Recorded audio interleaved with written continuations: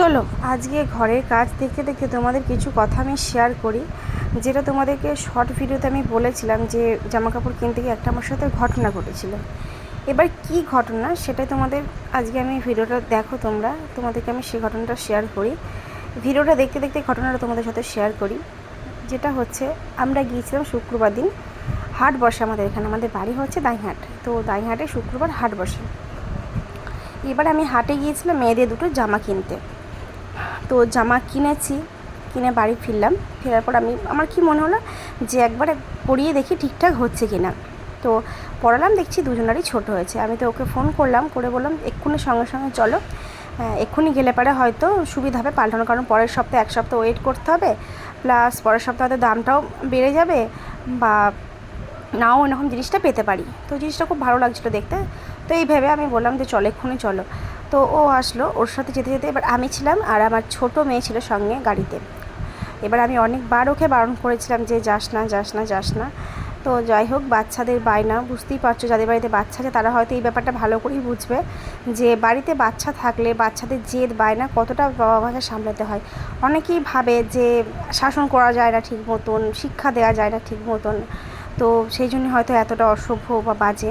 তো সেই দিক দিয়ে বিচার করতে গেলে না, ঠিকঠাকভাবে বাচ্চাকে মানুষ করতে গেলে পারে তাহলে পরিবেশ থেকে আলাদা রাখতে হবে। আমার যেটুকুনি মনে হয়, পরিবেশ থেকে আলাদা রাখার বলতে যেটুকুনি আমি বলি তোমাদের, মানে সবার থেকে আলাদা রাখতে হবে। পরিবেশে যেসব বন্ধু বান্ধব সবার থেকে মেশে যাবেন, বাড়ির মধ্যে একদম বন্দি করে দাও, তাহলেই হয়তো তোমার বাধ্য হবে। এখনকার দিনে বাচ্চাদের কথা বলছি, আগেকার দিনের কিন্তু আমরা যখন ছিলাম বা আমাদের আগের জেনারেশন যারা ছিল তারা কিন্তু এতটা অবাধ্য ছিল না। এবার বাচ্চা মানেই কিন্তু বধ হবে, জেদ হবে, কিন্তু এখনকার বাচ্চাদের অত্যাধিক পরিমাণে। তো চলো, আমি চলে এসেছি বেশি জেদ জেদ নিয়ে কথা, যেটা মূল টপিক সেটাই তোমাদেরকে বলি। তো ওই জেদ করে আমাদের সাথে গেল। এবার ও গাড়িতে, বাইকে ছিলাম আমরা তিনজনা। এবার ঠিক হাটে ঢোকার মুখটাতে, ওটা চার মাথা মোড়, হ্যাঁ চার মাথা মোড়। তো না চার না, সরি, তিন মাথা মোড়। ডান দিকে একটা যাচ্ছে, বাঁ দিকে একটা যাচ্ছে, সোজা একটা রাস্তা বেরিয়ে আসছে। তো ওই টার্নটা দিয়ে একটা টোটো আসছিল এবং টোটোটাতে ভর্তি লোক ছিল, মানে মানুষ ছিল আর কি। তো ওর জোরে আসছিল, প্লাস এও এদিক থেকে যাচ্ছিল। এবার ও কিন্তু দূর থেকে বুঝতে পেরে টোটোটা টাল সামলাতে পারছে না, গাড়িটা স্লো করে দিয়েছে। যেই গাড়িটা স্লো করে দিয়েছে, ও ওই দিক থেকে এসে টোটোটা একদম সামনাসামনি ধাক্কা দেওয়াতে অন্যদের মেয়েটা কিন্তু সামনে বসে গাড়ির। সেদিন ভাগ্যচক্রে মিডিলেই বসেছিল, মধ্যে বসেছিল, ওর বাবার সামনে ছিল, আমি চালাচ্ছিল, এবং ও মধ্যে আর আমি ছিলাম পিছনে। যদি সামনে থাকতো তাহলে হয়তো ও বাচ্চাটার প্রচণ্ড বড় একটা ফাঁড়া যেত, আমার ছোটো মেয়েটার কথা বলছি। ভাগ্যচক্রে সেদিনকে বসেছিল মিডিলে। তো সামনাসামনি বসাতে ওর পায়ের চেটোর মানে উপরে বড় চাকাটা, একদম টোটোর যে সামনের চাকাটা বড়, সেটা একদম পুরো পায়ের ওপরে একদম। আর গাড়ির যে সামনে মার্কারটা হয় সেটাও ভেঙে গিয়েছে। কাঁচটা যেটা গাড়ির হয়, দুটো লুকিং গ্লাস হয়, তো সেটার একটা পুরো একদম গিয়েছে। এই হচ্ছে ব্যাপার। তো ওখানে অনেক মানুষজন জমেও গিয়েছিলো। আমি তো ওকে বলে বলে কোনো রকমে থামালাম, প্রচণ্ড মানে বুঝতেই পারছো একটা সিচুয়েশন ওরকম হলে কী হতে পারে।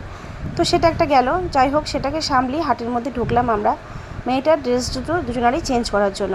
তো ওই মুহূর্তে কিন্তু ওর হয়তো ভালো নাও লাগতে পারে, শরীরে অস্বস্তি হচ্ছে বা মেন্টালিটিটা অন্যরকম হয়ে গেছে, ও তাড়াতাড়ি করছিল, তাড়াতাড়ি নাও দিয়ে চলো।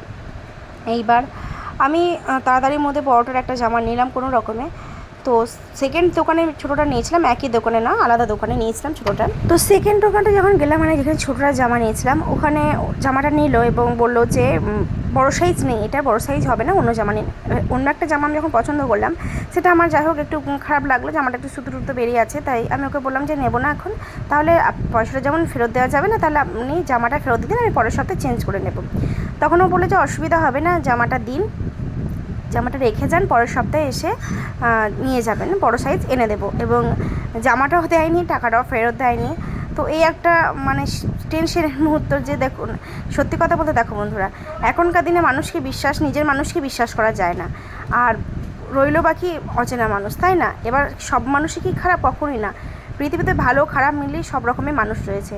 এবার দেখো, এক সপ্তাহের ব্যাপার, চিন্তা একটা হয়, বিশ্বাস কী করে করবো বলো একটা অচেনা মানুষকে, তাই না? মনের মধ্যে একটু কিন্তু ভাব হতেই থাকে।